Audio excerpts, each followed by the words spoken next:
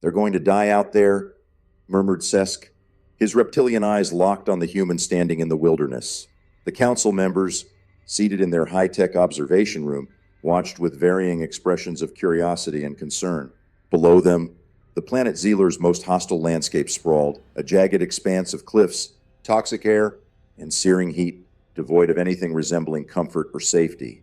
Even with advanced technology, survival on Zelor was tenuous at best, and yet this human stood casually, adjusting the torn sleeve of his shirt as if he were merely on a weekend hike. Does he have a plan? Sesk asked, genuine curiosity creeping into his voice. The council exchanged uneasy glances. They knew what Zelor was capable of. No sentient being had survived longer than 48 hours without substantial technological assistance.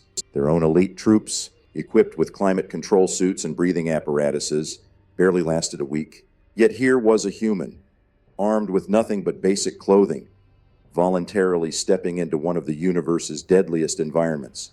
I've heard humans are adaptable. Xerus, the youngest council member, ventured cautiously. Adaptable? Yes, Sesk hissed skeptically. But this?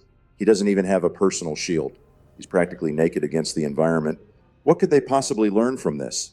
As they watched, the human bent down to pick up a rock, turning it over in his hand, amused. The council zoomed in on the display, watching intently as he tapped the rock against another stone, seemingly testing its strength. Sesk scoffed. Primitive. Maybe that's the point, Xerus suggested thoughtfully. Perhaps they're testing how humans handle survival without technology. Sesk's eyes flicked toward Xerus with clear disdain. Even if that's the test, it's pointless. There's no handling Zelor. You survive it for as long as you can, then you die. The planet always wins. A tense silence fell over the council as the human continued moving through the rugged landscape. He had torn off a part of his shirt and wrapped it around his head to shield himself from the blistering sun, a crude measure that earned more sneers from the council members. But the human kept going, his pace steady and deliberate. Hours passed. The human showed no sign of stopping, as if the brutal conditions were mere inconveniences. He reached a small crevice in the rocks and began gathering dry sticks and branches. What's he doing now? Sesk muttered, narrowing his eyes. It looks like he's making a fire, Xerus suggested, blinking in disbelief. The council exchanged incredulous glances. Fire? In their advanced world, fire was an ancient, almost forgotten survival method. Sesk shook his head. He won't last long enough to enjoy its warmth. Still, they watched. Slowly but surely, the human rubbed sticks together, producing small sparks. The sparks caught, and soon a small flame flickered to life. The human sat by the fire, looking relaxed, as though the challenges of the day were nothing more than minor obstacles. Is it just me? Xerus said slowly. Or does he look fine? He looks insane, Sesk snapped. He hasn't even built a shelter for the night. Zelor's temperatures dropped by hundreds of units after sundown. Fire won't save him from that. But the human remained by the fire, calm and composed. As the sky darkened and the temperature plummeted, frost began forming on the rocks. And yet the human showed no signs of distress. He added a few more branches to the fire and shifted his position, waiting out the night without any visible signs of discomfort. Perhaps it's not just technology they're testing, Xerus mused quietly. Sesk glared at him. What else could there be? Xerus didn't immediately respond, his eyes fixed on the human. Endurance, mental fortitude. Maybe they're showing us that humans don't just survive, they endure, Sesk scoffed. Willpower won't protect you from toxins or sub-zero temperatures. It doesn't feed you or keep you alive when there's nothing to eat or breathe. Then how do you explain this? Xerus gestured to the screen where the human was still sitting by the fire, breathing the toxic atmosphere, his vital signs stable. The council members were speechless. The night dragged on, cold and brutal, but the human remained unmoved, as though unaffected by Zelor's lethal conditions. The second day dawned, and the council watched with bated breath. The human stretched by the remains of his fire as though he had just woken from a comfortable night's sleep. Sesk's usual disdain was absent. For once, he seemed genuinely baffled. Has anyone run an atmospheric analysis lately? He asked. We've been monitoring his vitals since the start, Xerus said. He's breathing the air. His oxygen levels dipped slightly, but they're stabilizing.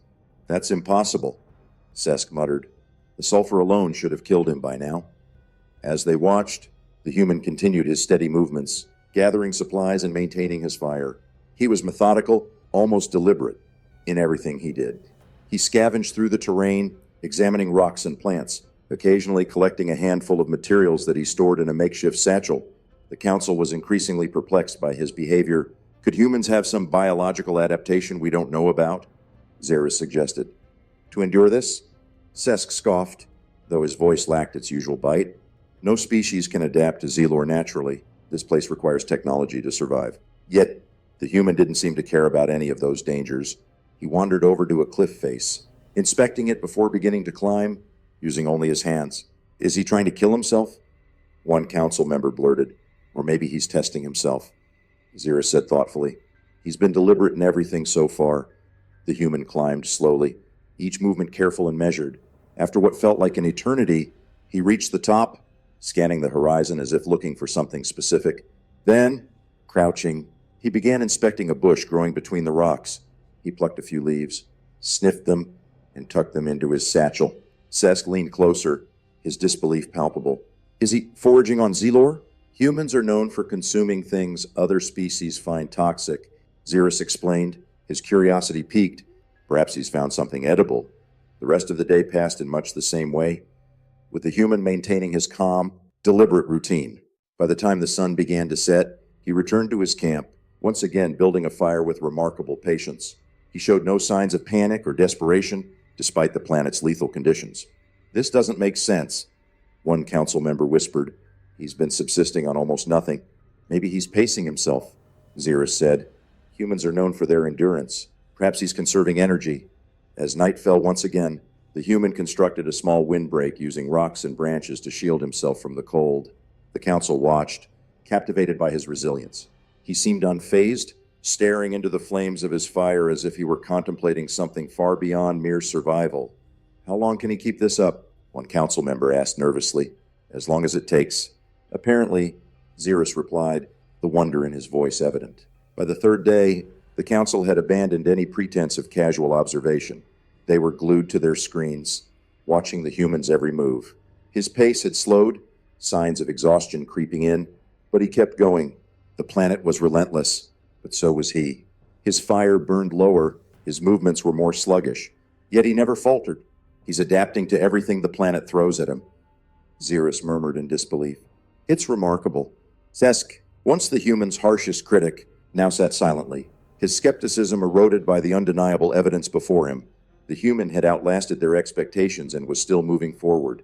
Without warning, the human began to dig. The council watched in confusion as he worked tirelessly, his hands pulling at the rocky soil. Hours passed, and then he stopped, crouching low to inspect something he had unearthed, a small, withered root. He's found food, Xeris whispered. The human cleaned the root and cautiously took a bite, chewing slowly. His face showed no pleasure in the taste, but he swallowed. Determined to make the most of it, he dug up a few more and stored them, methodically ensuring his survival. Xeris shook his head in awe. Put a human in any environment, and they'll find a way. The council members could only nod in silent agreement. This human had defied everything they thought they knew about survival. As the third night fell, the human sat by his fire once more, conserving what little energy he had left.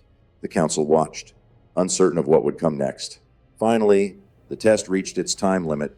Xeris glanced at the timer. 3 full days, no technology, and he's still alive. The council room was silent as they processed the enormity of what they had witnessed. Sesk, his voice softer than before, spoke quietly. End the test. The human's image blinked off the screen, replaced by the interior of the observation room. The council sat back in their seats, still stunned by the human's endurance. He survived with nothing, Xeris murmured. No other species could have done that. Sesk nodded reluctantly. For a species we considered lesser, and it's humbling.